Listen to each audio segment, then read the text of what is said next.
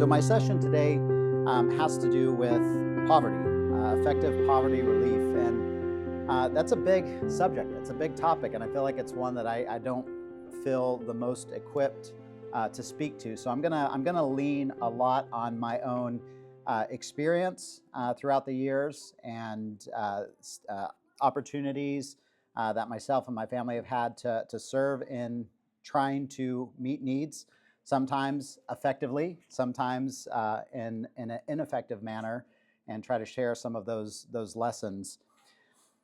So a question that I want us to think about as we begin this session is, when you think of poverty, what comes to mind? Maybe laziness, mismanagement, or something else. So ponder that, think about that as we go through this session. What is it that comes to your mind when you think about poverty? And obviously there is a lot of contributing factors, a lot of variables, and not every situation of poverty is the same, but I want to look specifically at some examples of poverty where laziness is not the result of the poverty. I want us to consider what it looks like to serve the poor with wisdom and with effectiveness. Proverbs 13:23 tells us that the field of the poor may produce much food, but injustice sweeps it away. So we can see even from the biblical times, from the scriptures themselves and the Proverbs, this is thousands of years that there's been the challenge, if you will, or the issue of poverty. And many times it's not for lack of food or lack of resources, but an injustice that is happening that's taking away what is necessary for people to live and survive and to thrive. So I want to actually read a chapter out of a book. Has anybody read or heard of The Boy Who Harnessed the Wind? Okay, who's read it? Okay, a smaller number. I'm going to read. I'm going to read a whole chapter for us. So we're going to go through this, but I want you to try to picture, as I'm reading the story from his own words. Try to picture the setting. Try to place yourself there. Try to engage your thoughts into, like, what would it feel like? What would it feel like to feel the things that he feels or see the things that he sees, and place yourself in those shoes. And it was hard. I was thinking, do I just take like a little piece, maybe a paragraph or two here or there and highlight it? I'm just like, it's hard to, you just can't. So I'm like, I'm just gonna, I won't read the whole book here. We don't have all day, but I am going to read all of chapter 6, and I want us to, I'll share some reflections afterwards as we go through. So pull up a chair for story time. Except for this is based on a true story. This is in his own words. It comes from William Kankambwa.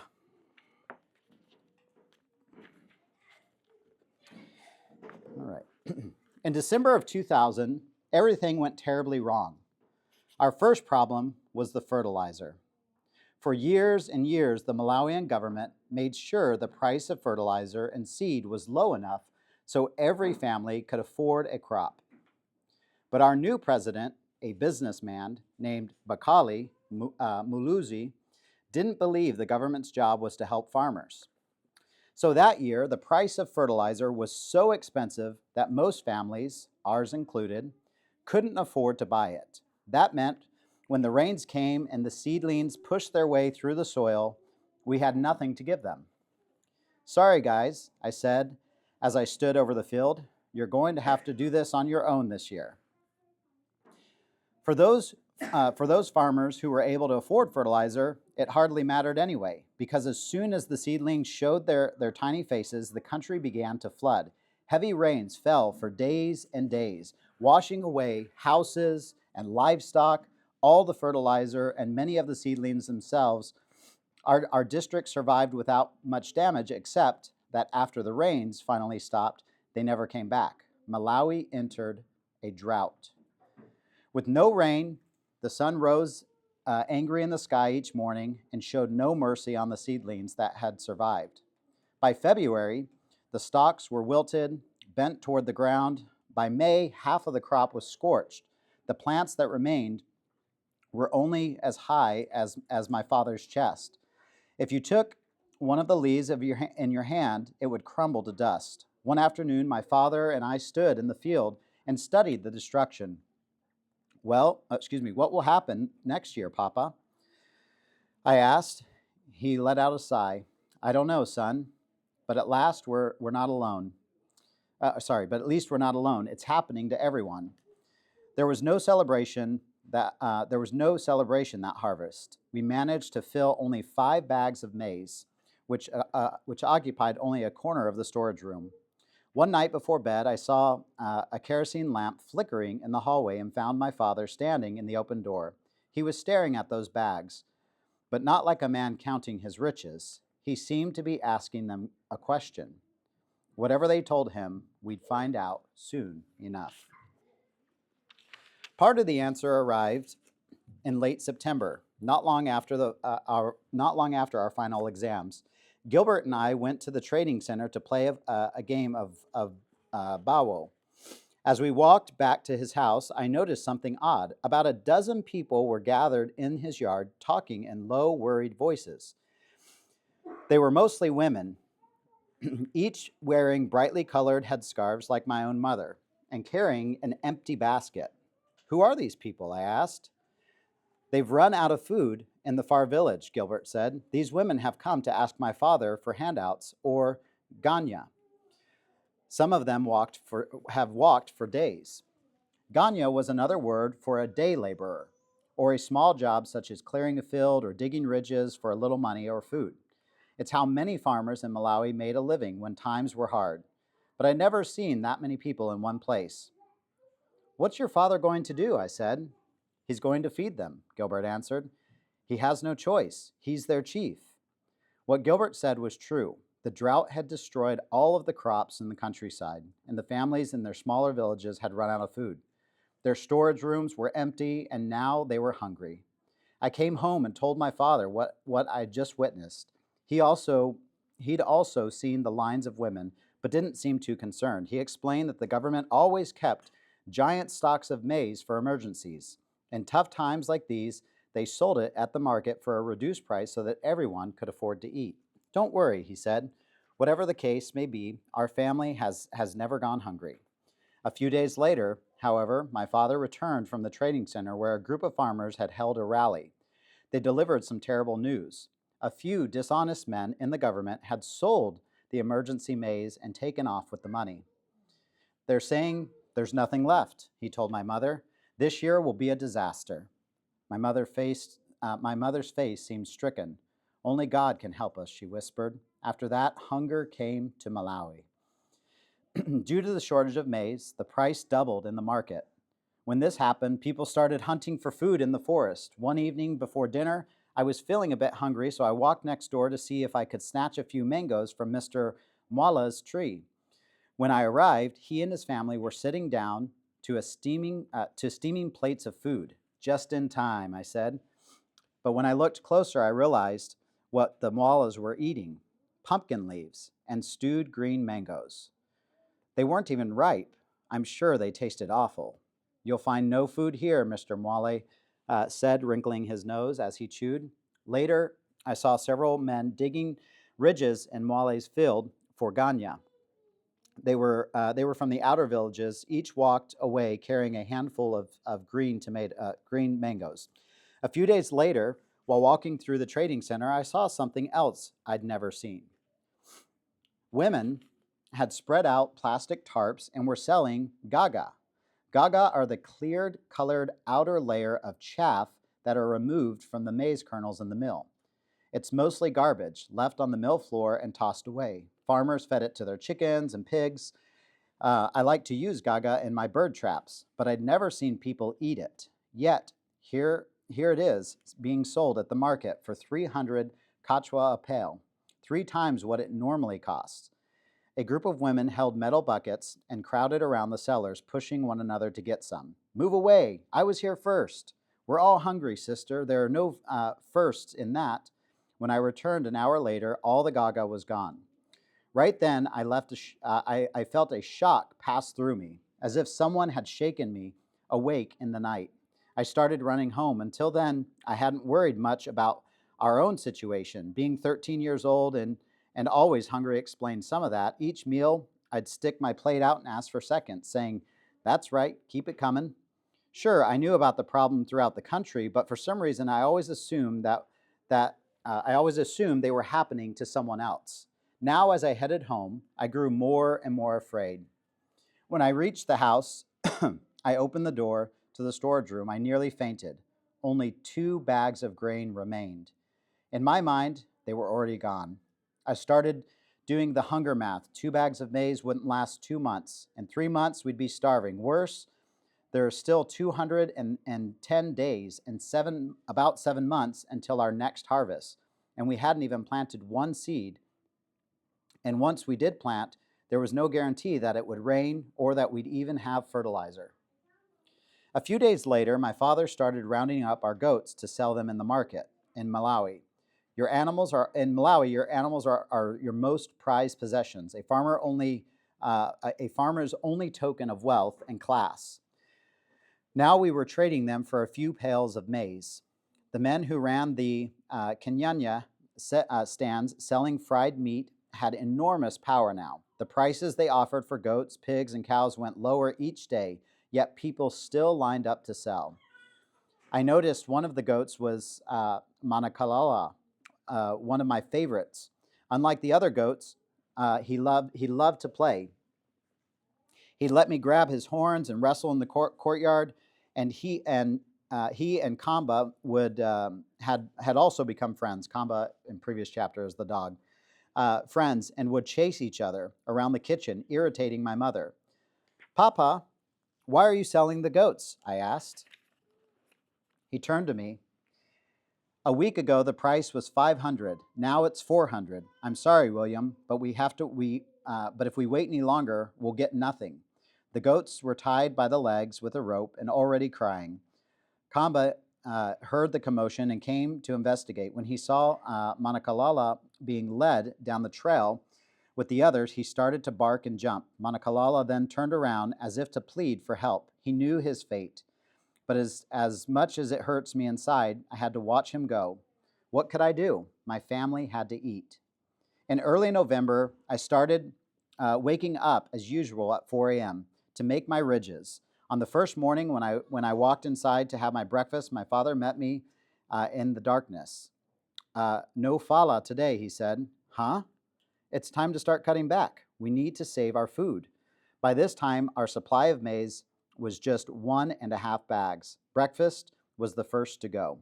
And I wondered what would be next.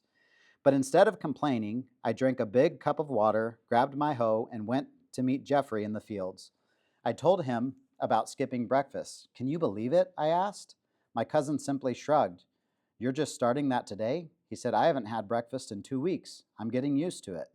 In the early morning, the weather was still cold and I could dig my ridges with great energy.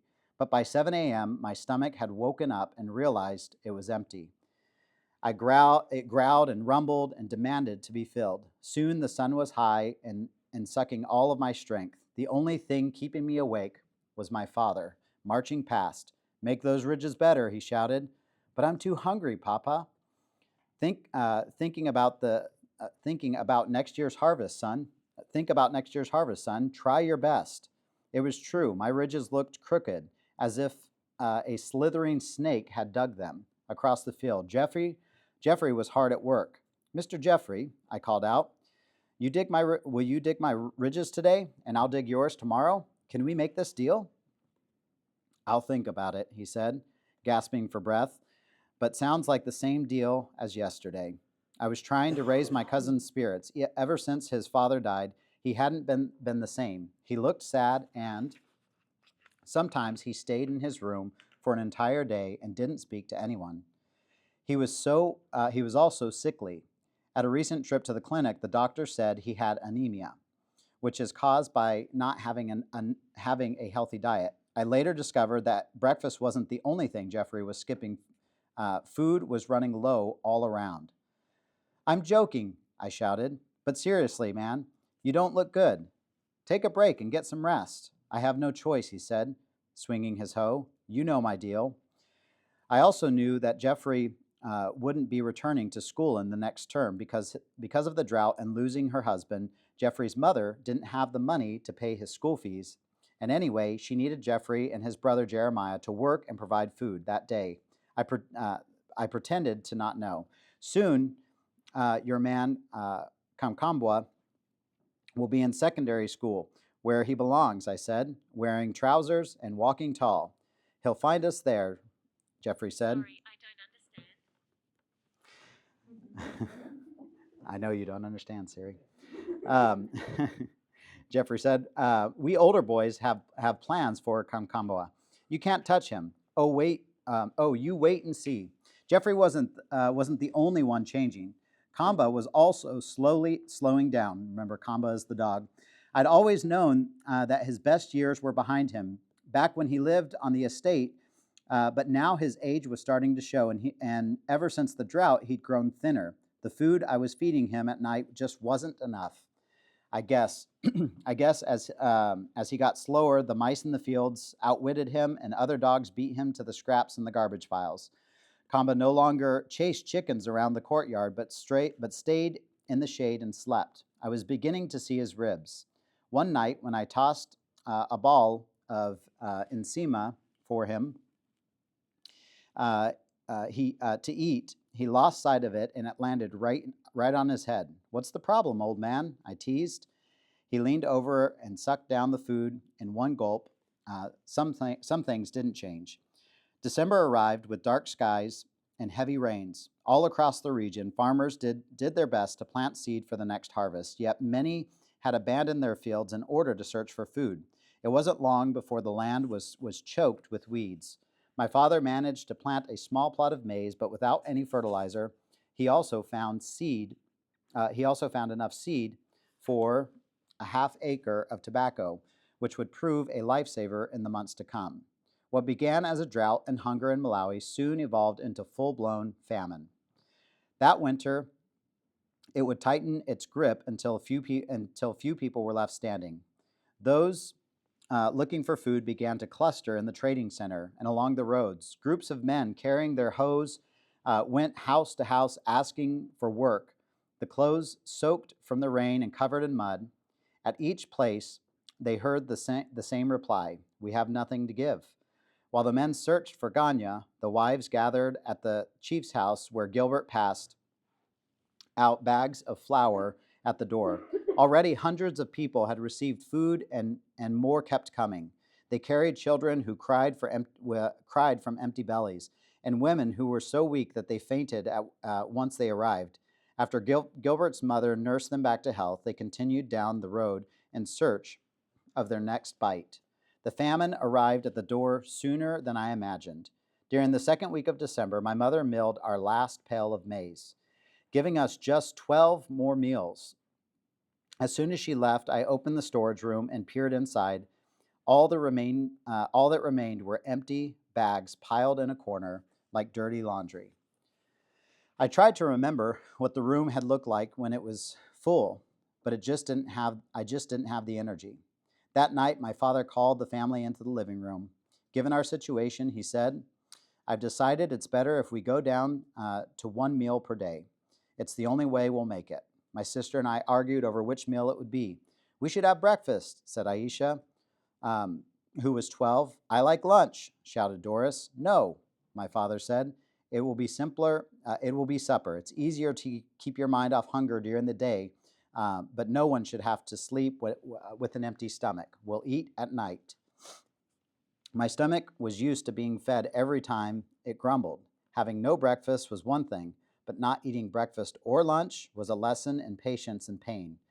It was even harder on my younger sister, who hadn't understood why no one would feed them. "Did you hear me, Mama?" they cried. "I'm hungry." "Yes, dear," my mother said. "I heard you. Just try to hold on." Dinner didn't come soon enough that first night. My father lit a lantern in the living room, and we all gathered around, watching the black soot spiral toward the ceiling as usual. We sorry. We started with hand washing. My sister Doris walked around to each person and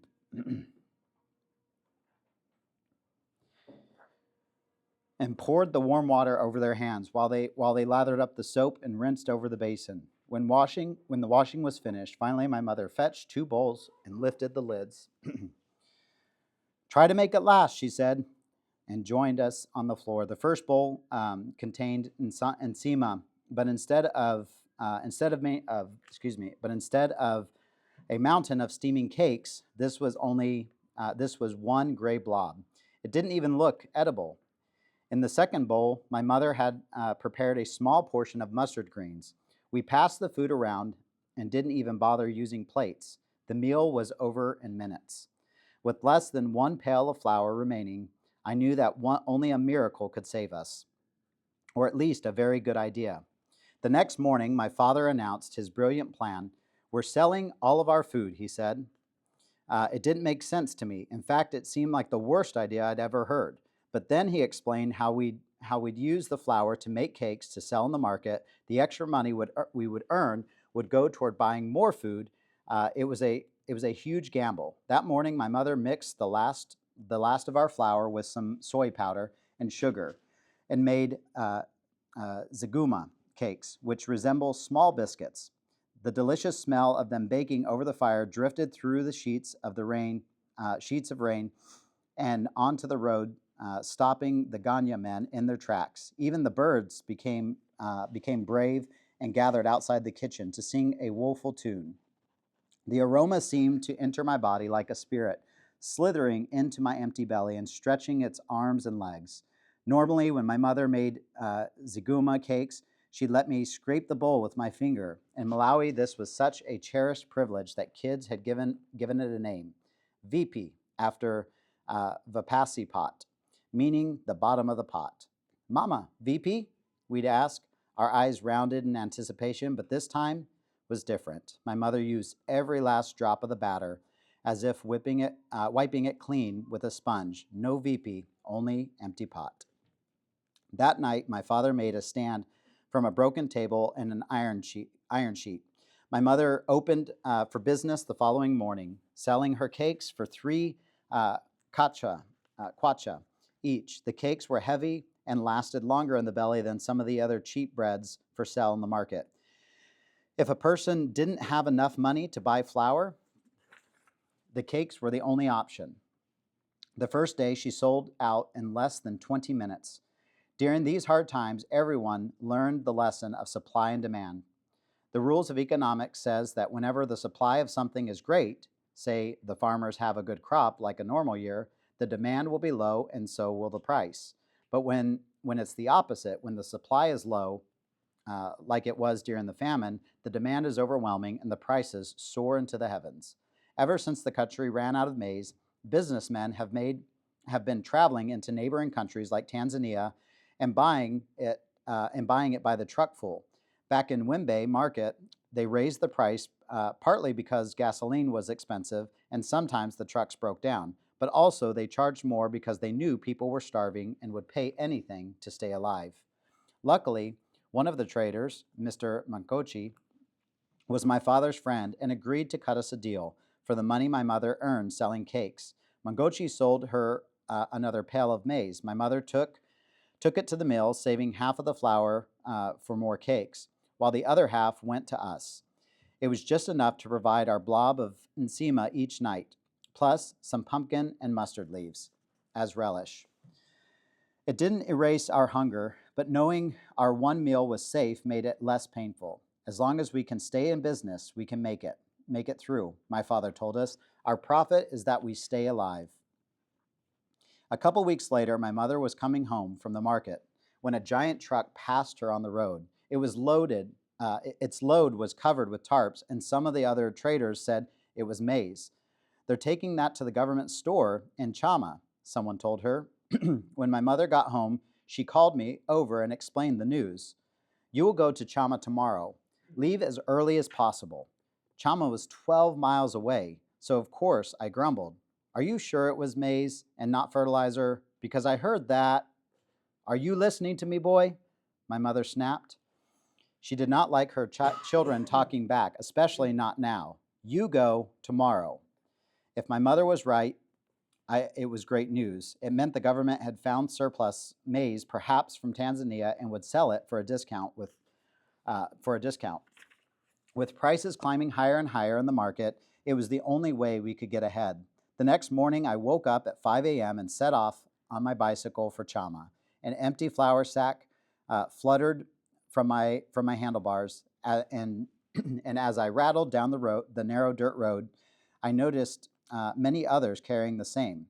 Chama? I asked them. Hey, they replied, nodding. The government store was located in the central market. When I finally arrived, I saw the lines of people stretched from the door all the way down the road, longer than 2 soccer fields. One line was for men, while the other was for women and children. Each was getting longer by the minute, so I parked my bike against a fence and took my place among the men. A cool breeze blew from the lake and kept people in good spirits. But once the scorching sun rose in the sky, the hunger revealed itself in everyone. People suddenly appeared exhausted, as if they hadn't slept in days. The skin around their eyes was shrunken, and their eyes squinted against the hard light. It had probably been weeks since many had eaten a proper meal, and the government store was their last and only hope of survival. As the sun rose hotter, they grew more and more feeble.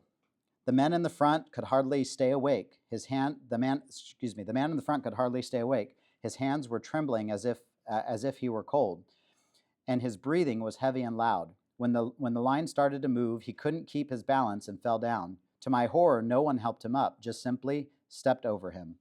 In the next line, babies cried for hunger and children tugged at their mothers' dresses. If there's one thing I'll remember most about the day in Chama, it's the sound of crying babies. After several hours in the line, people got restless and angry at the sun and at the people that pressed all around them, whose starvation reeked of sour rags. Angry at the government, at the dust, and the very air that occupied the emptiness of their stomachs. As we inched closer and closer to the door, their impatience took control. People began to push. Some shoved me so hard in the back that I grabbed hold of the man in front of me to keep from falling down. A few boys from the end of the line then raced toward the front, squirming into the crowd like mice under a door. Hey, stop cutting, people shouted. We've been here since dawn.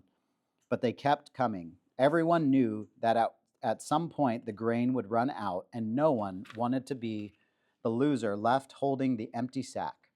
The more people cut in line, the more the others panicked. Suddenly, both lines surged toward the front doors at once. The wave of bodies lifted me off the ground and carried me forward. I felt like air was being squeezed out of my lungs, and I saw the sky disappear above me. I was being swallowed by the enormous, terrifying mob, and I was helpless against it. Hey, stop, I shouted. I can't breathe. But it was no use, as the mob trapped me in its belly, and a strange thing happened. Everything went dark. The screams and moaning of the children fell away. The shouting vanished. I drifted in slow motion, as if underwater. For a second, I thought that maybe I was already dead, and small part of me was even felt relieved. But no, through the cracks in the crowd, I saw the government buildings now, closer than ever. The crowd had carried me forward like a cyclone. I managed to plant my feet back on the ground and slither between the bodies. It helped being skinny. A minute later, I reached the front of the pack and stood on the porch of the building. Then I slipped through the doors. Inside the office was cool and quiet, and in front of me was a hill of maize, as high as my waist. It was more food than I'd seen in months, and I made just one, and I'd made it just in time.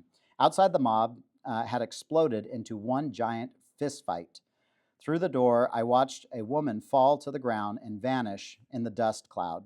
2 more women carrying babies on their back jumped out of the ruckus to avoid being crushed.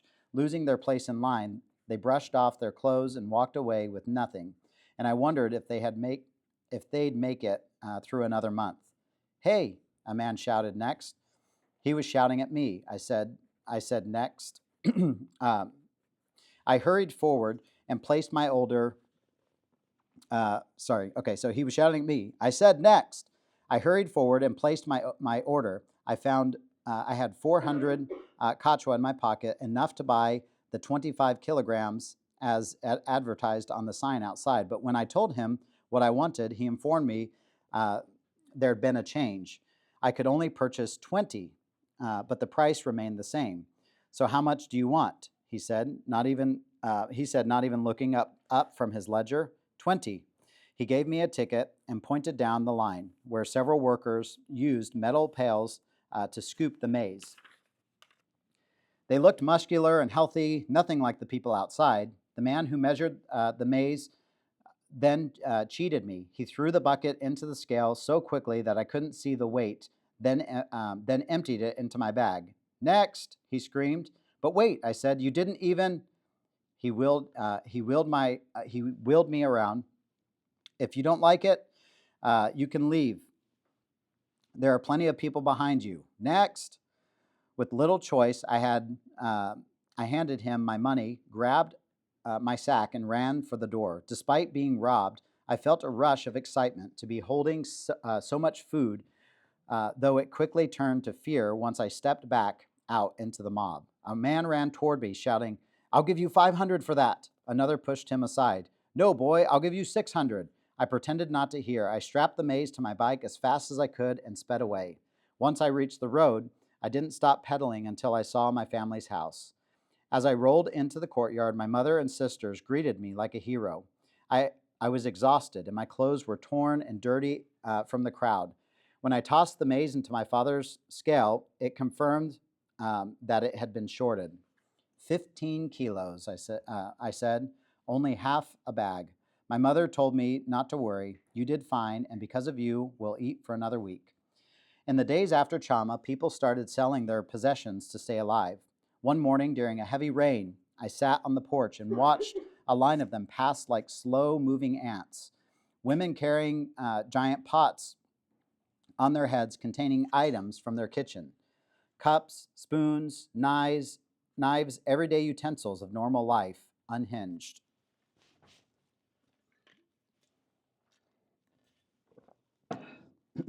Men lugged chairs and sofas on their backs. One man dragged a heavy dining room table through the mud. They were all headed for the trading center to see how much money or maize they could get, because what good was a kitchen table when you had no food to eat on it? Kamba lay sprawled out on the ground at my feet. Every few seconds, his tail flipped in slow motion at the flies that gathered on his back. He was getting thinner and thinner and more weak. And I knew it was all my fault. My mother's one meal per day didn't include our dog. The only way Kamba ate was if I shared my portion, and most days I was so hungry that I ate all without thinking.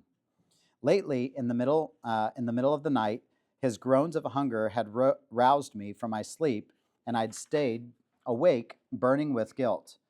It was difficult to even face him now. So once the rain let up that morning, I left him on the porch and followed the people to the trading center. He didn't try to follow. The hunger had transformed the town. Most of the shops, like Mr. Banda's, were now shuttered, and the market women had abandoned their stalls. The merchants now joined the multitude of starving people looking for food and selling their lives away. Indiri India Malanda, a man called out, I've got something to sell. How about this radio? It's yours for a giveaway price. One man sold the iron sheets from his roof for a cup of flour. A nice straw roof could fetch half a cup. What good is a roof when you're dead? He asked.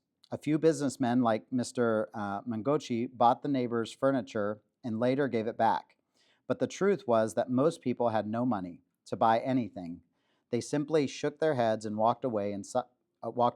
Inside the maize mill, a crowd of desperate children gathered around the machine.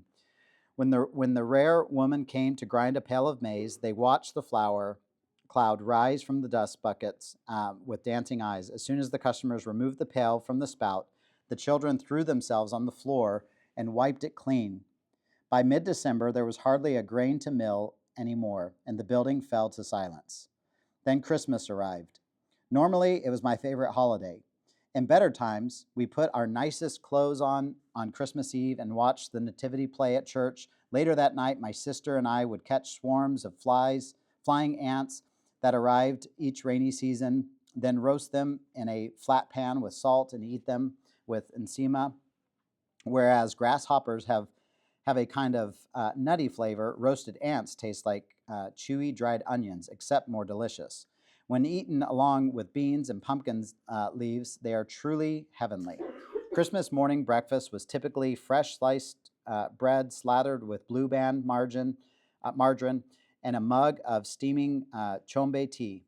A blue band sandwich washed down with milky, sugary tea is the greatest combination you can put inside your mouth.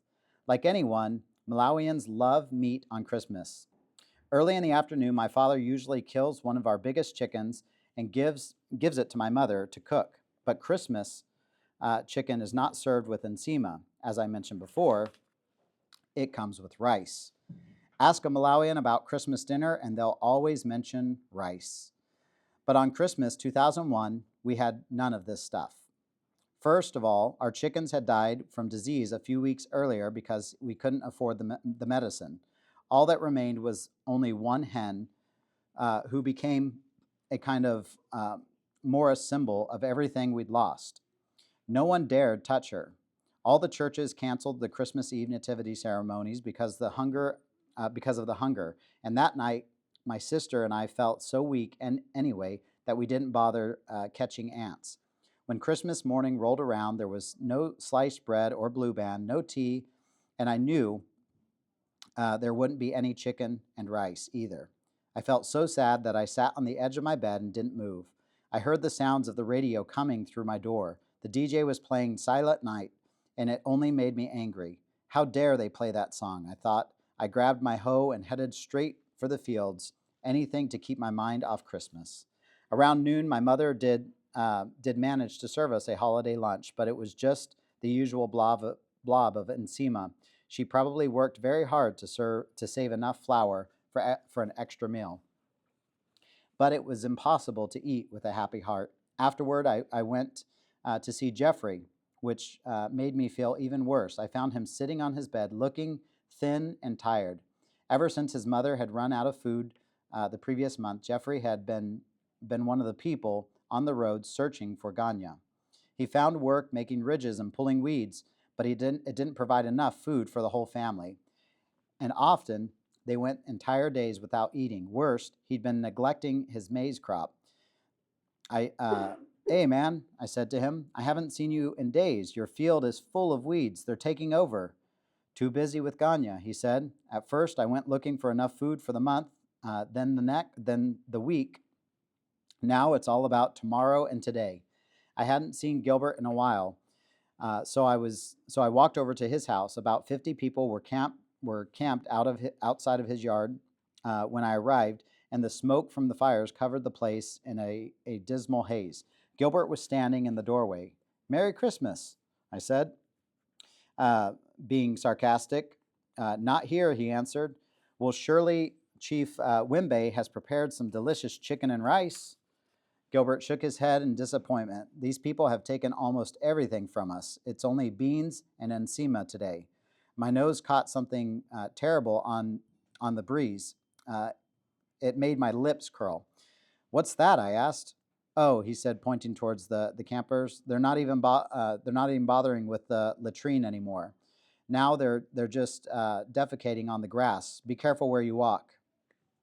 With Jeffrey busy with Ganya and Gilbert busy with hungry people, I decided to see if my cousin Charity was around. Charity was a few years older. His parents lived in another village while he worked the fields in Wimbe. He lived by himself in a kind of cool clubhouse where teen boys gathered to discuss soccer, girls, and whatever else.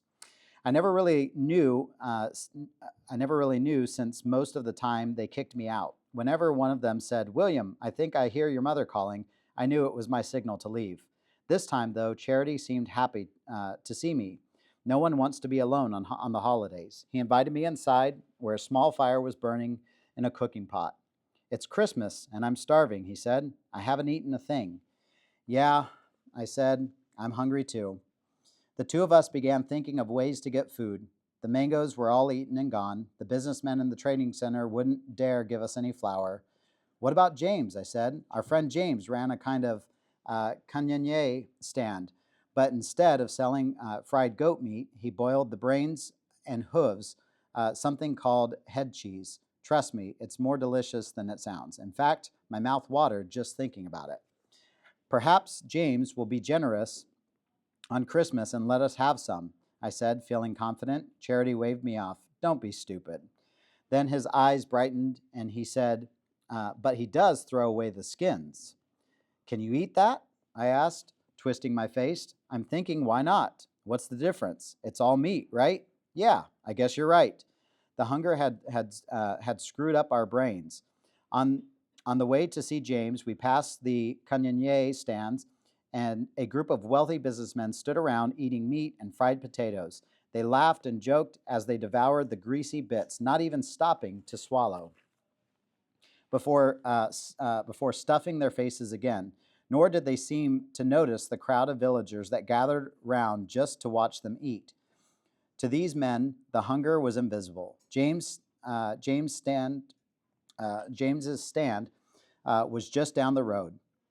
He was there as usual, hunching over his boiling pot. As we got closer, I could see a goat head bobbing inside the rolling water, along with some leg pieces. My stomach howled, and I had to turn away. Hey, James, Charity said. William and I are making a Christmas drum for the children in the village. We're wondering if you could spare some of your skin. That's a good idea, said James. He turned and nodded toward the back, a black mound of dirt swarming with flies. Take that one there. I was going to throw it out anyway. Charity grabbed the hide and stuffed it into a jumbo bag, then handed it to me. It was still warm. Zikomo kwa mburi, Charity said. Thanks a lot. The kids will appreciate you. Sure, sure. We hurried back to Charity's house, wasting no time.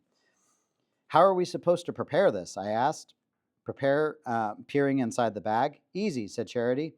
We'll just cook it like a pig. Back inside, I added some twigs to the fire and got going again. Once it was good and hot, Charity and I held the corners of the hide and stretched it over the flames. The hair sizzled and flared and gave off an awful smell. Once it looked charred enough, we took our knives and scraped it away. We did this again and again until it was properly cleaned. We cut the skin into strips and threw them into a pot of boiling water, adding just a little salt and baking soda. What's the soda for? I asked. It's how the women make their beans cook faster, he answered. I'm thinking it works with skin too. After 3 hours, a thick white foam formed on top of the water. Charity took his knife and fished through the froth, pulling out the steaming piece. It was gray and slimy. He blew on it to cool it down, then popped it into his mouth. His jaws worked and worked, trying to chew it. Finally, he swallowed. How was it? I asked. A little tough, but we're out of firewood, so let's eat. I snagged a long piece of skin with my knife and held it in my fingers. It was sticky, as if covered with scalding glue. I stuffed it into my mouth and breathed in, filling the rush of heat instantly calm my angered belly. As I chewed, the juices sealed my lips shut. Merry Christmas, I managed to say. Yeah, Merry Christmas. Just then, I heard a clawing at the door and realized it was Kamba. He must have smelled the Christmas meat all the way from home and came running. His bony frame was bent and tired, but his tail was wagging. I was glad to see him. Give some to the dog, Charity called out. It's dog food we're eating anyway. I bent down and rubbed Komba's head. Let's get you something to eat, chap. I'm sure you're starving. I tossed Kamba a long piece of skin. To my surprise, he leaped up and snatched it from the air, just like old times. I went to the pot and pulled out 2 more giant handfuls. After he'd finished his meal, the life seemed to return to his body. I lost count of how many pieces I ate myself, but after about a half hour, after about a half hour of chewing, Charity and I gave up because our jaws were too tired. As the sun went down that afternoon, the three of us sat around the cold fire. Sat around the cold fire, content with the warm feeling of meat in our stomachs, because that's what Christmas was all about anyway. So it's hard to put that into a few words. It just feels like you've got to read, when someone is sharing their story in such vivid detail, to be able to actually read that story and put yourself in their place is something I think we should regularly do, especially when we think about poverty and what other people go through. When we find ourselves in a place where we don't have those challenges and struggles. And as you can see from his story, it's not because of laziness or a lack of desire to work. A lot of times injustice and money and greed and pride get in the way of people being able to provide for themselves. As you can see at the beginning of the story, the changing the price of the fertilizer made it so farmers couldn't get the fertilizer. And then, so that's kind of an injustice. And then the circumstances of the rains coming in and flooding, those circumstances made an already bad situation worse. So I want to look at what Scripture teaches us as we... Hold on one moment.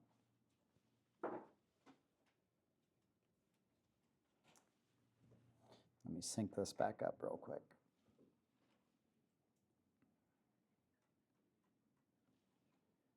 All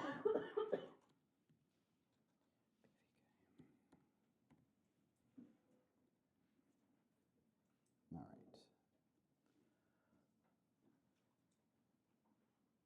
Okay, so what does Scripture teach us? Proverbs 13:23, which we read already. If somebody has their Bible or their phone, could you read that for us again? Okay, thank you.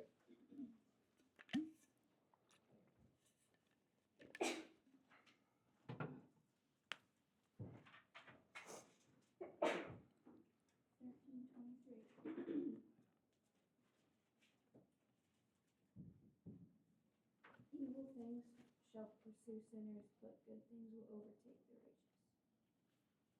Which version's that? Here's the Orthodox. Okay. No, so it's well, no, it's probably a different verse structure. Sometimes they don't line up. Do you have it right here? Will you read 13:23 for us? Poor man's field, they produce abundant food, but injustice sweeps it away. Okay, so as we saw there, injustice, many times it's not for a lack of food or a lack of a resource, but the injustice of others that can sweep that away. Isaiah 58, can somebody read Isaiah 58 verses 6 and 7? Okay.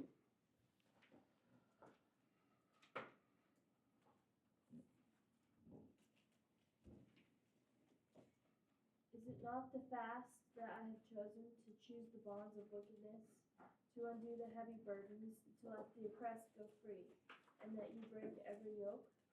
Is it not to share your bread with the hungry, and that you bring to your house the poor who are cast out? When you see the naked, that you cover him, and not hide yourself from your own flesh? Very good, thank you.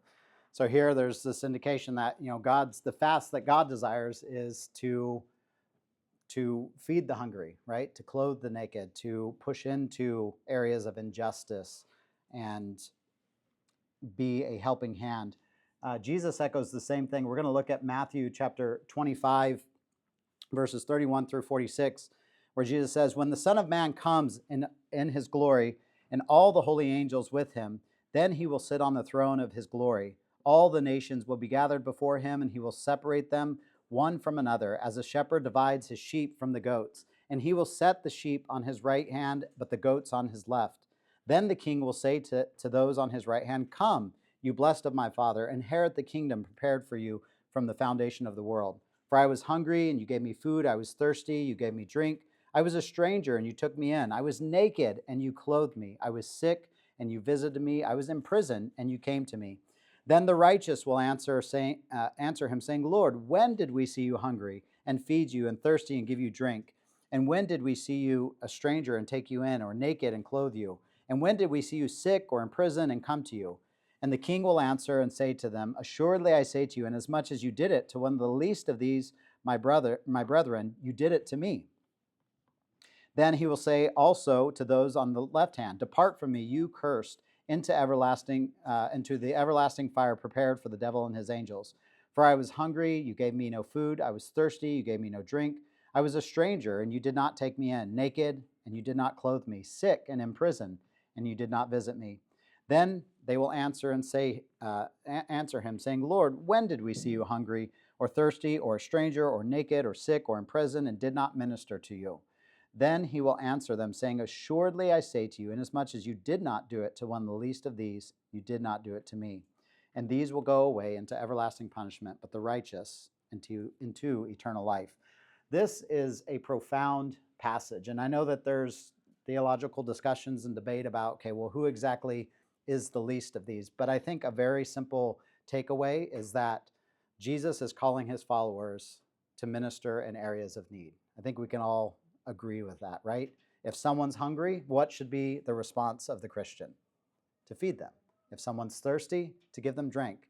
Whether they're our enemy or our friend or a family member, I think the response and the responsibility of a Christian is that we should always be thinking about and looking at how can we act, how can we respond and be the hands and feet of Jesus. I do want to share some stories from our past and situations that we have attempted to, like I said, sometimes effectively help with in situations in poverty and in other ways. There's a lot of learning that goes on through that process. So this picture here is we did a jigger clinic several years ago. And does anybody know what jiggers are? Okay, good. So for those who don't know, it's basically a sand flea. If you know what a flea is, they call them a sand flea. Whether or not they're like, I don't know if it's actually related in the insect world or not to a flea, but they call them sand fleas. But essentially, what they do is they end up burrowing into people's hands and feet usually, because those are the areas that they typically have more access to, and they lay these eggs and children's feet and adult feet just continue to get more and more and more of them. And they just, the only way to really get them out, as you can see here, is I have a knife and a little scalpel, and you literally have to dig it out, and it just leaves these craters inside of their feet. And a very simple solution. So problem number one, you have to get the jiggers out. You have to treat the jiggers. And then problem number two, which is the solution to the problem, is to just simply have shoes. And a lot of people just don't have access to shoes for whatever reasons, either because of the poverty they find themselves in, they can't make it to the markets, and they just, a simple solution to this problem is to put on a simple pair of shoes. And so that was something we were able to, and a clinic, we called it a jigger clinic, something that we were able to do. A little side note, if you put on a white coat, people will think that you're a doctor and start calling you a doctor. I wasn't one, I'm not one. But someone had brought some like equipment, there was a national there that had brought some equipment and some coats and some masks and gloves and things for us. And so they had us put those on. And I walked going around the village, everybody kept saying, doctor, doctor. And I'm like, I'm not a doctor. This is baby Primus. So baby Primus was dropped off at our house. There was an older mama, a grandmother. I don't know all of the circumstances of why the grandparent was caring for the child, but that was especially out in the village, that was a very common thing, that either women had unplanned pregnancies or because of lifestyle, a lot of times children were being raised by their grandparent. And so this particular grandmother brought Primus to our doorstep where we were living, and she just said, she's like, I don't know how to feed him. I don't know how to care for him. I don't, she was a grandmother. She wasn't producing breast milk. She was trying to feed him what little food that she had, but she couldn't. And so you could see that obviously there's a lot of malnutrition that was starting to set in. His belly started becoming distended, and he just was not in good shape. So this would have been probably day 1 or day 2 when he came to us. And this was about a week later. So you can see with a little bit of slow, proper nutrition, you can really see a difference from picture 1 to picture 2. At least I hope you can tell the difference there. And then, as I said, we kept, giving him proper nutrition and caring for him. And you could see his emotions started coming back, started kind of smiling, perking up. You can see he's starting to look a little bit more like a happy little, still very little, but chubby little baby. And then you can see the difference from week 1 to week 11 there. And so baby Primus, I guess would be, probably would be about 10 years old now. So I don't know, after this, so he spent about 12 weeks with us in our home, and the grandmother came and picked him up, and we gave her some resources and tried to help, supply her with formula and things like that, so that she could continue his care. But it was one of those things where, it was urgent. We need to intervene. We need to get him to this point, and then we can figure out how to get you the resources going forward. Some other work that we were involved in, and actually Matthew Milioni was involved in a lot of this work in Uganda with us, is we were working in a refugee settlement. So South Sudan has had multiple civil wars in its history, but in recent history, there was about 2.5 million South Sudanese refugees, people who were displaced, and a good number of them came into Uganda. Now, the nice thing, this is, give credit where credit's due. There's multiple things, but one good thing about the Ugandan government is they have very lenient refugee laws or refugee policies. I'm sure, as a lot of you know, with a lot of illegal immigration and this big debate and argument that's happening, Uganda itself, the president who currently is the president there was himself a displaced refugee at one point. So he knows the challenge and the struggle. And so Uganda has always adopted, under his presidency, has always adopted a bit more of a lenient policy in allowing refugees to come into the country. They basically have all the same rights as a Ugandan citizen, except for voting. That's the only thing that they can't do. They can start businesses, they can buy land, they can live, and so yeah, that's where I think that's where we can look at the government and say, hey, that's a just thing that you've done there. But within that, the people are typically coming, and a lot of people don't have anything. They've lost everything because of the war. They've been forced out of their home. And so we were doing a project where we were working to build, they had to be semi-permanent houses. So a lot of times the refugees would be given a small plot of land. They didn't have anything, and so they're just literally using buckets and tarps and bags of whatever they have available to try to make some sort of a shelter to live in. And so the man who was living here was named Patrick, and we were able to build him a semi-permanent house here. And that's part of the challenge in thinking about like the injustice piece of it is, there's so much. We had to work with the local authorities, so with the UN, with the local government, and I wish Matthew was here where he could help speak to it a little bit as well. I mean, I can't even remember how many hours and weeks and months it took for us to get approval. You would think it's something just as simple as, let me grab a bag of food. This person needs it. Let me give them a bag of food. This person needs a house. Let me build them a house. There's a lot more, unfortunately, there's a lot more politics and bureaucracy and red tape involved in that kind of stuff. And so if you are going around the system, you have to be mindful about how you're doing that. And sometimes, if you really want to try to be effective, you have to try to work through the proper channels.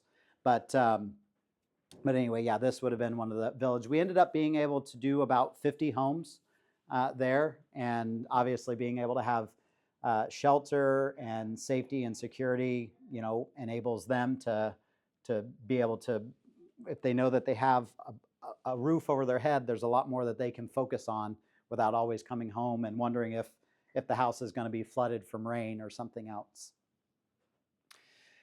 Some other projects that we've been involved in that I think have been effective in helping people who find themselves with economic challenges and struggles is the SALT program. Is anybody familiar with SALT, Christian Aid Ministry SALT program? Yeah, so we operated the SALT program in Uganda for a number of years. We did not do the microloan program, we just did the savings groups. And there was a group in Jinja, so about 2 hours from where we lived in Kampala. There was a group in Jinja of people with disabilities, and they started their own savings group. And at the end of the year, we were looking at the different groups. We had about 500 in each of our groups. We had ultimately about 500 members, so 500 individual members that were inside the program that had their own savings groups. And surprisingly, the group who had actually saved up the most amount of money to give each other loans was the people with disabilities. They were able to save up about $1,000. And that might not seem like a lot here, and especially in Boston, $1,000 isn't going to get you too far.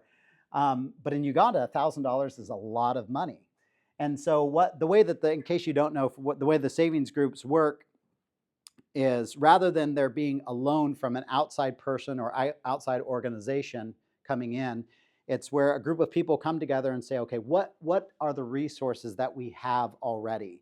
And how can we start to each save? And let's just say, this front table, 1, 2, 3, 4, 5. So the 5 of them start pooling their money together. Maybe $10, each of you put in $10. And somebody needs to take a loan of $50. Well, person number 1 didn't have $50, but you can take a loan out of it, use that to either build your business or expand it, and then you put the money back in.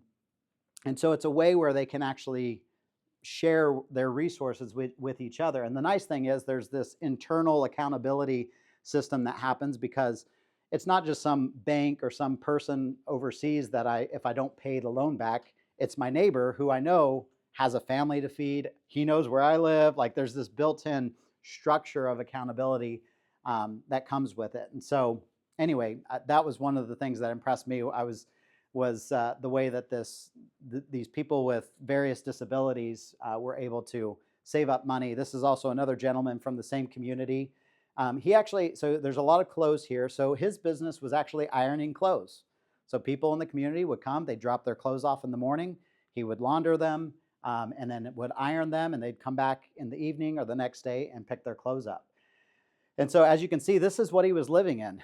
This is, when it rained, I'm not exactly sure what he did when it rained. They did have another structure, like a large hall, and so I'm assuming he probably went in there when it rained.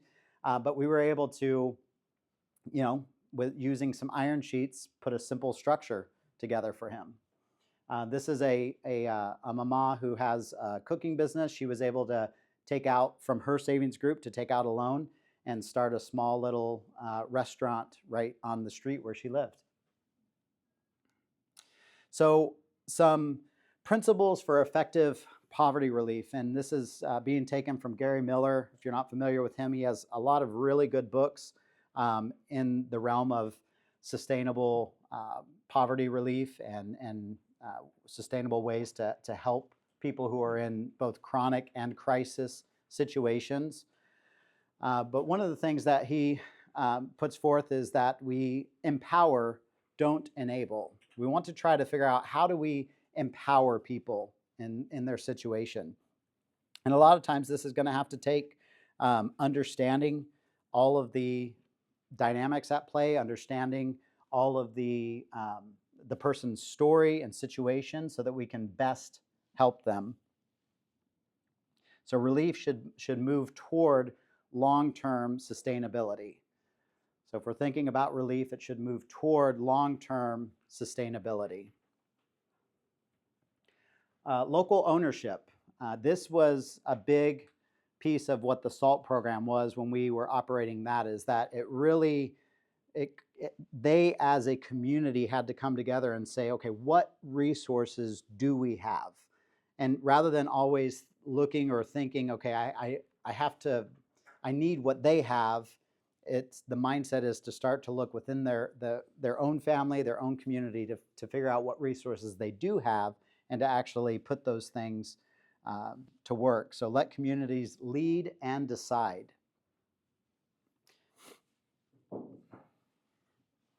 The next principle that Gary talks about is relationship first. Poverty is as much a relational as it is material. There's a lot of good material out there. There's a book called When Helping Hurts, and he does a really good job of outlining that, you know, we need to make sure that we're looking at poverty from a holistic sense, recognizing that there's not just a breakdown in necessity of what they actually need, but a lot of times there's relational breakdown between, you know, broken relationship with them and God, with them and others, with them and creation. And so how do we as ministers of the gospel in a redeeming way recognize that, hey, okay, we need food, we need to make sure you have clothing, but there's also a greater need that we need to repair this brokenness of relationship between you with others and with God. Sustainability. Ask, will this last beyond immediate aid? And recognize, if you're working in any sort of poverty, you need to recognize, like, am I working in the field of immediate aid? Because that's a whole, chronic versus acute are two different things. If something is immediate, you know, like baby Primus, right? That's not like baby Primus doesn't show up at the door and we don't go to the blackboard and, okay, well, let's figure out what the long-term sustainability is here. We need to really figure out a plan. It's like, no, we need to act immediately in this situation. There's a need, let's meet that need, and then we'll address the long-term sustainability question later on. So recognizing whether you're working in developing long-term solutions or if you're dealing with immediate crisis needs and how to best solve them. And then ultimately having it be Christ-centered, remembering to point people to the true Redeemer. We may be able to help with food or clothing or shelter, but ultimately we need to make sure that we're always pointing people to Christ, the true Redeemer for humanity. So what does this mean for us? For all of us sitting here, we're very far away from Malawi, we're very far away from Uganda. So how does this impact us?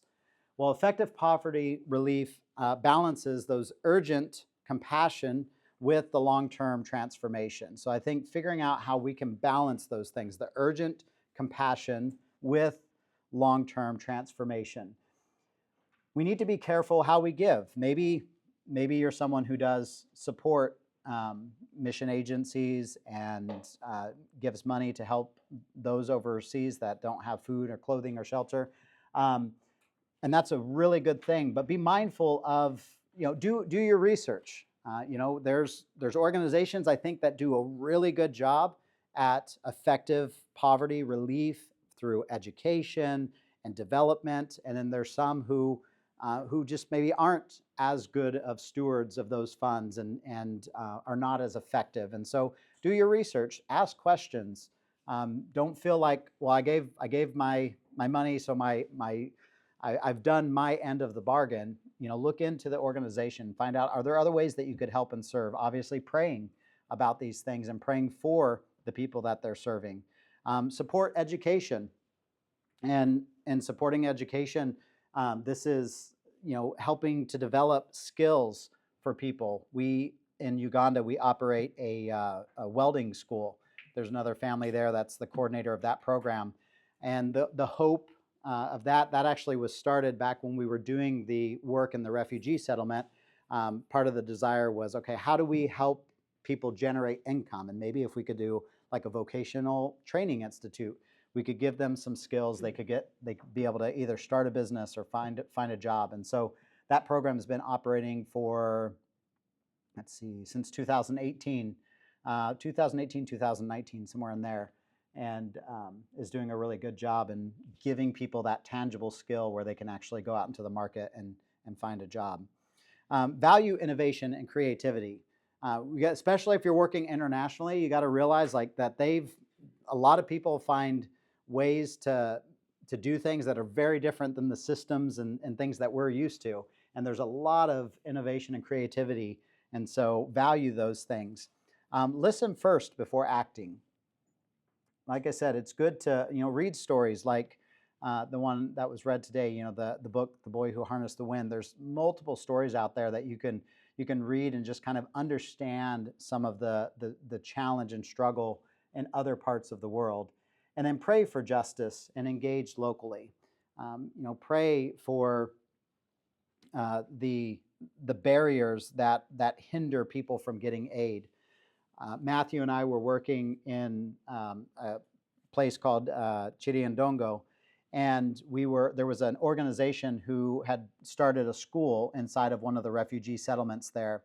And when we were at that school, we had met some of the organizers of the program, and they had a whole shipping container that had been sent over from the U.S. that had books, had some clothes in it, had other supplies that the school needed that they wanted to give to the children. There was some food in that container, and it was literally sitting in Uganda, but they couldn't access it because someone along the chain decided that they wanted $15,000, and then they would release the container. And so there's always these barriers of injustice that just get put in. You think that one person would be like, you know what, this is helping people who need food, people who need clothing. Here, let's let it go. And I know that there is a fee. I mean, there's a cost of doing business, but there's also, as you saw from the story that we just read, there's businessmen who try to look at that as an advantage to continue to make more money. So pray for those injustices. But like I said here, engage locally. Find ways to serve in your local communities, those who find themselves in challenging situations. When we stand with the poor, we stand with Christ himself. Poverty relief is not just about giving, it's about seeing dignity, restoring hope, and pointing to the kingdom of God. I'm going to close with Micah's chapter 6, verse 8, where he says, "He has shown you, O man, what is good, and what does the Lord require of you, but to do justly, to love mercy, and to walk humbly with your God." Let's pray. God, we thank you for this day that you've blessed us with. We thank you, Father, that we have the opportunity to be here, to learn.